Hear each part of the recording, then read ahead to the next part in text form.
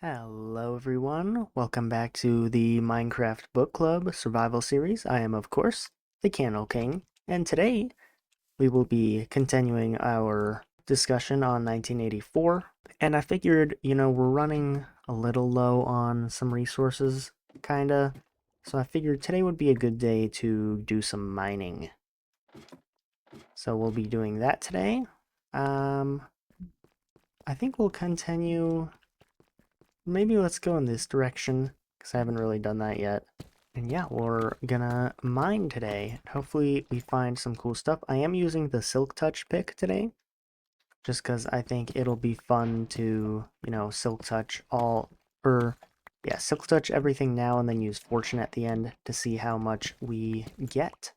So yeah, I'm using Silk Touch. I want to start by giving a quick little summary on the portion of the book we read. So this last section was chapters 4, 5, and 6 of 1984 by George Orwell. So in this section, we start off with Winston in his cubicle, pretty much, and his job is explained in this chapter. He works for the Ministry of Truth, I believe, and at the Ministry of Truth, he's set in this little cubicle spot that he has like a couple tube holes or something like that, and he gets to send essentially just like fixes to the record. So basically, his job is to rewrite the records so that they align with reality of what the government's trying to do. And in this chapter, he's assigned to a more, I guess, difficult article. He says that it'll take a lot of work, so he kind of pushes it off to the side for him to do towards the end of the day, or just when he has more focus, I guess. And this article is talking about like a former article about Big Brother raising some guy who has been vaporized recently, so they don't want that in the public record.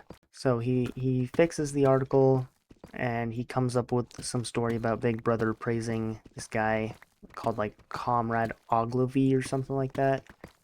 I don't really know how to pronounce the name. That would be my best guess based on the spelling.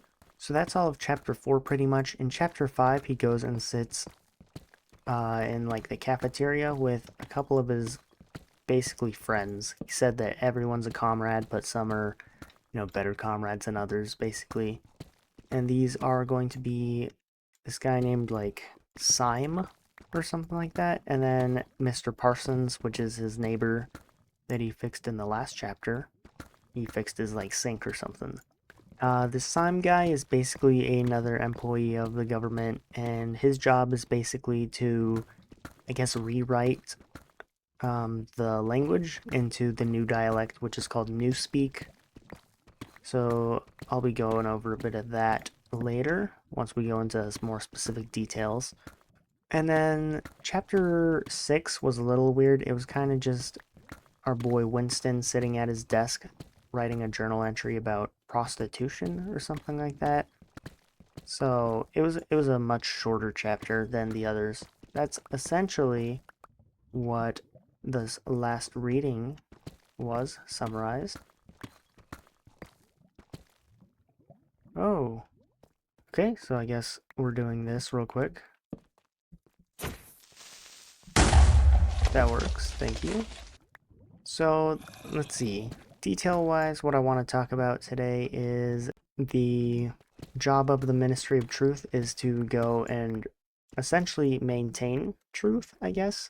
The government basically makes a bunch of lies, so it's up to the Ministry of Truth to go back through and make sure that like all their predictions actually end up being true, which I thought was a cool little concept. I thought this rewriting of the truth is something very similar to the USSR, specifically like Stalin, because I know Stalin would purge people from his administration and then like erase his. It was like the original photoshopping, right? You would go through old photos and erase everything you had with the person, and that's very similar to what Orwell is describing in these chapters, right? The government doesn't actually want to associate with a lot of these people anymore, so it's the job of some people to go through and, rewrite it so that the government had never associated with the people to begin with. I'm also not sure if China does that, because I haven't really heard of, China going through and erasing just complete associations with people and having to rewrite their policies because they don't want to associate with those people anymore. I think it's a very unique thing to the Stalin dictatorship. Though I'm not too sure. I haven't done much reading on the USSR or China or any communist country for that matter. North Korea probably does something similar to it. We didn't really gain much from that cave, did we? I did enjoy Winston's dialogue on him describing how what his job was actually not forgery, because forgery requires you to, try and copy things that are true to make it, bend to your will.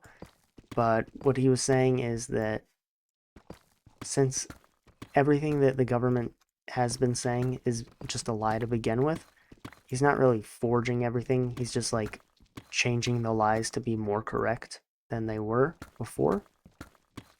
You can't really change the truth when the truth you're changing wasn't real to begin with. So I thought that was a fun little point. You don't really encounter that argument in any other realm of society, but in this dystopian world that Orwell builds, it is possible to have that discussion.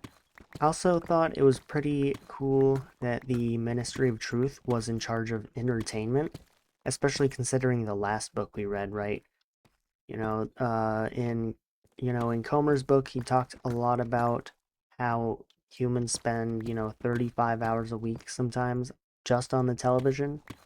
So if you're the Ministry of Truth and you want to try and convince people of a truth that you're trying to push out, the best way to do that is through entertainment, right?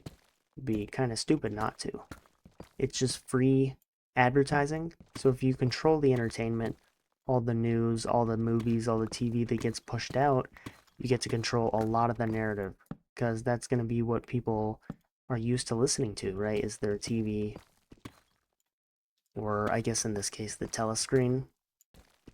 And it's also funny how, in our own world, think the majority of people get their news through social media as their main source of news, which is very easy for someone to manipulate. Not that traditional media is much better at not manipulating you, but social media, anyone can do it instead of just the institutions. And sort of on the topic of this, rewriting, he has to rewrite anytime someone is disappeared, essentially, or he doesn't use that. He says vaporized. Anytime someone's vaporized, he's in charge of the cleanup, essentially.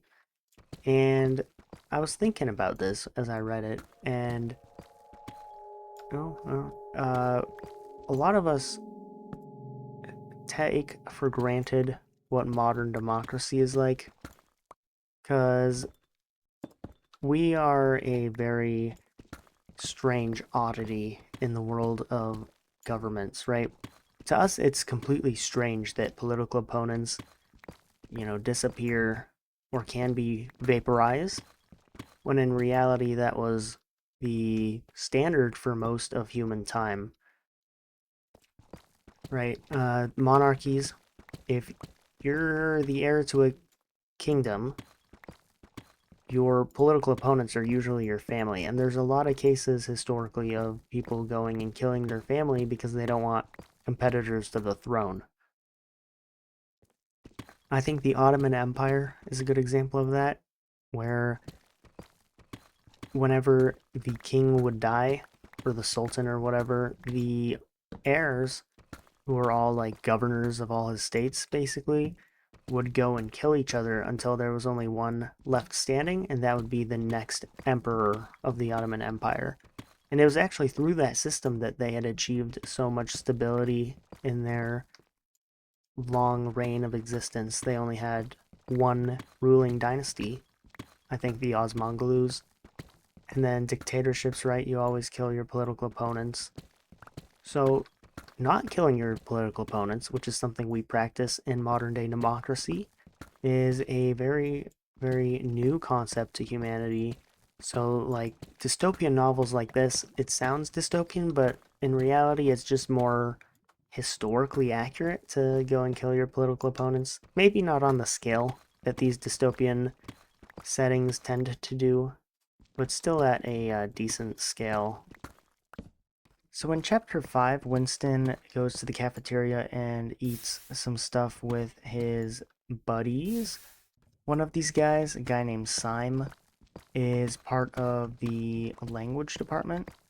Syme is part of the department that is writing the 11th version of the dictionary for Newspeak. And Newspeak basically boils down to a gutted version of English where a lot of the words are combined and a lot of the words are just no longer there. And it's explicitly stated here that they are doing this so that you don't even need thought police anymore.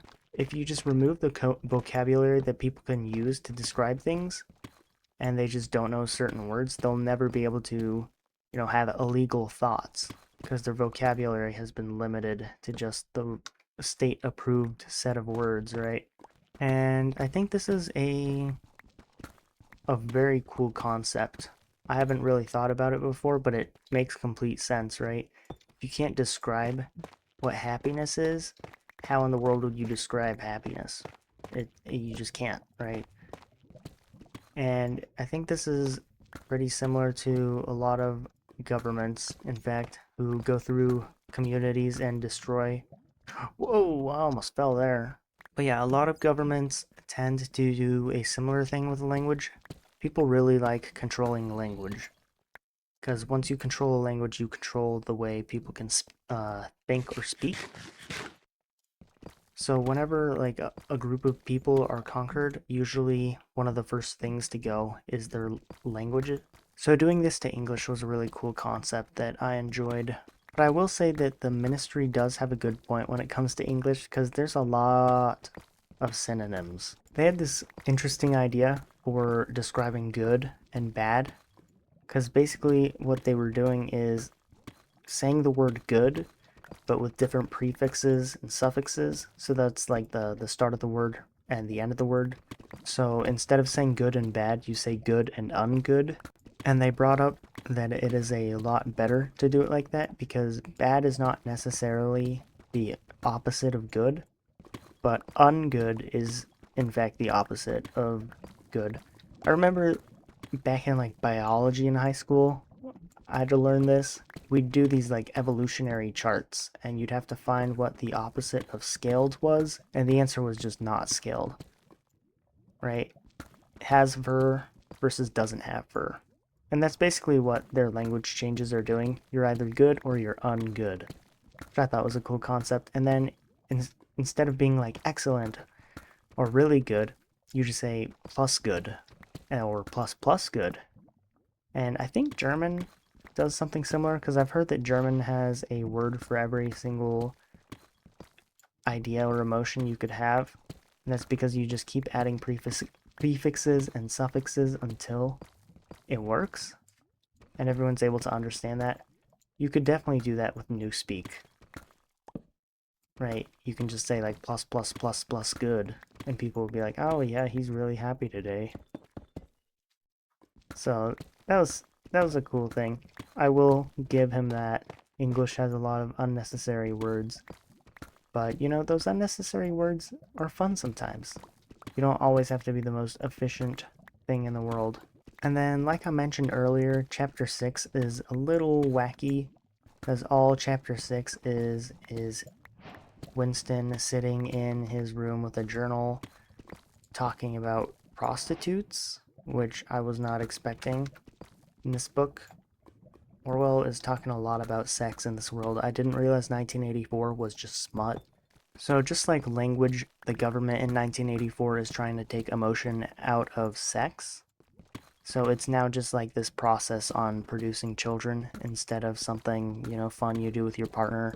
That's right, they're taking the fun out of sex now in 1984. It's just to produce children.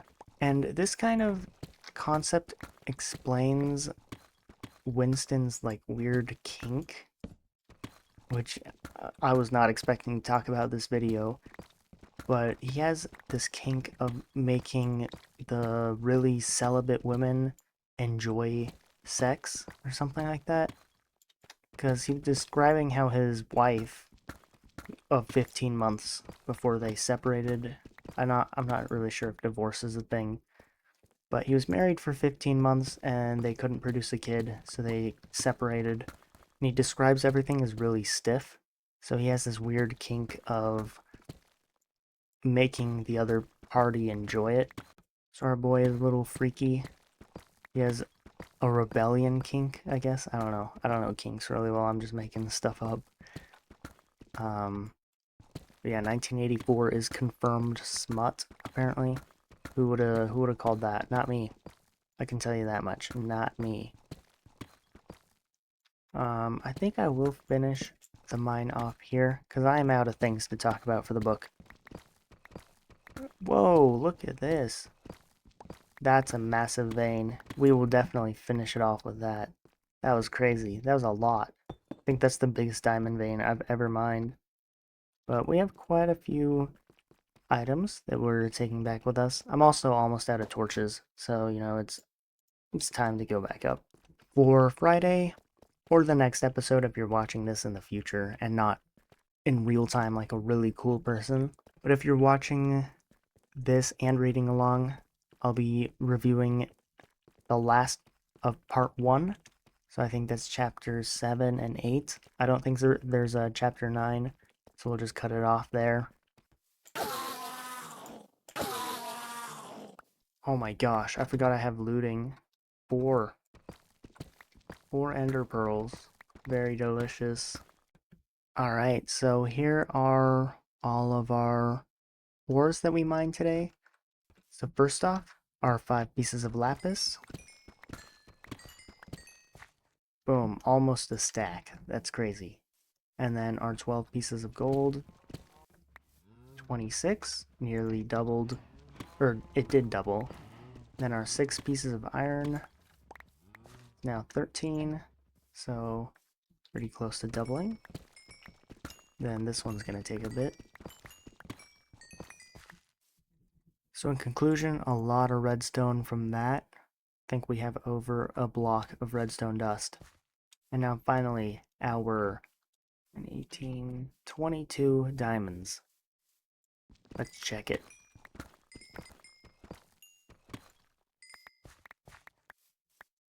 Goodness gracious, we have 50 diamonds. That's wonderful. I'm not sure I've ever had that many diamonds in a world. Or let me take all the diamonds from there. No way, guys. A full stack of diamonds. I don't think I've ever had that many diamonds before, as embarrassing as that is. Honestly, I think it might be time. I rarely do this, but I think I do need these. So, there we go. Full diamond armor. Crazy. So I thank you all for watching today's episode. It might be a little shorter, but you know, it was fun. It was nice and chill, nice and easy for me to do too.